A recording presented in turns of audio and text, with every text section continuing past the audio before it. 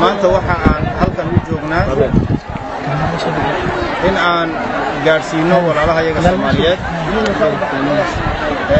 ka barakacay roobabka iyo maaragtay webiga soo fatahay gargaar cunno ah gargaarkaas cuntada ah oo loogu talagalay 2400 oo qoys oo ka koobanna bariis iyo bur iyo sokor iyo saliid gargaarka waxaa soo dirtay marwada koowaad ee dalka jamhuuriyadda Djibouti marwo Khadra Maxamuud Xayd ana ah gudoomiyaha ururka haweenka reer Djibouti markii la arkay xaaladda ay ku sugan tahay magaalada Beledweyne marwadu waxay tiri gargaar degdeg ah waa in la soo gaaro gargaarka maanta waxa halkan aan ku guddoonsiinaynaa oo nala jooga gudoomiyaha gobolka iyo wasiiradeenii xukuumadda labada wasiirka petroolka iyo wasiirka dhalinyarada ee sportiga waxaana loogu talagalay inay ka faa'iideystaan shacabka Soomaaliyeed ee halkan jooga marka walaalayaaltaasi waxa ay mar labaad in xasuusinaysaa walaaltinimada ka dhaxaysa reer Djibouti iyo reer Soomaaliya walaaltinimada oo aad aan meelna ku joogsanayn mar waliba la isla garab joogo wixii gargaar ah labadii maalmood ee soo dhaaftay waxa aan ku guda jirnay baahay inaan qaybino kusayaashii iyo maradii kaneecada laga hubanayay maantana waxaan soo gaarnay inaan gargaarka aan soo gudbino marka waxaan oran karaynaa Soomaalidu waxay tiraan ninba intuu ku jiro kuma soo dhaafo reer Djibouti iyo reer Soomaaliya marka la yiraahdo wax kala saari karaya ma jiro walaalaha iyo dawladda iyo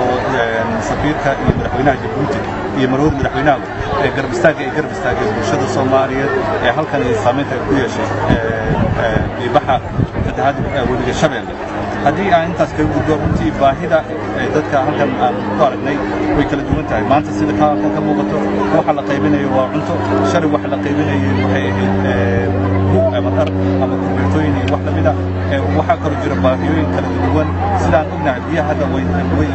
biyo cusub hadda imaanaya mara biyo way istaagaan taa markay istaagaan waxa dhalanaya dabcan kanaaca iyo waxyaabo lamida oo u baahan buufid sidoo kale waxa jira sida gudoomiyaha sheegay dad aan wali la gaarin oo loo baahan yahay gaadiid lagu gaarsiiyo kaalmada hadda ay u baahan yihiin degdeg ah iyo sidoo kale in la garab istaago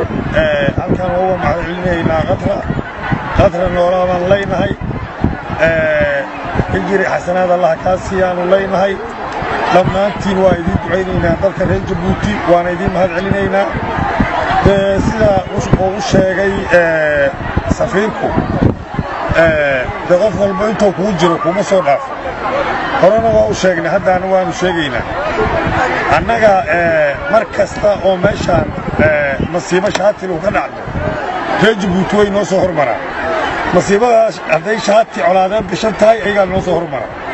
hadday shaati fatahaadeed gashan tahayna ayagaa noo soo hormara marka waa idiga mahad celinaynaa walaalayaal walaalaheen Djibouti oo labadii maalmood la soo dhaafay agab la xidhiidha xagga hoyga iyo qaybinta maanta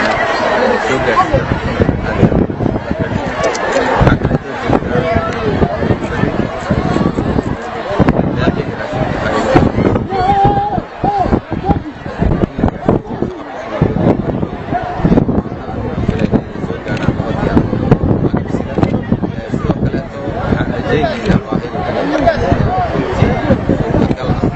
بدل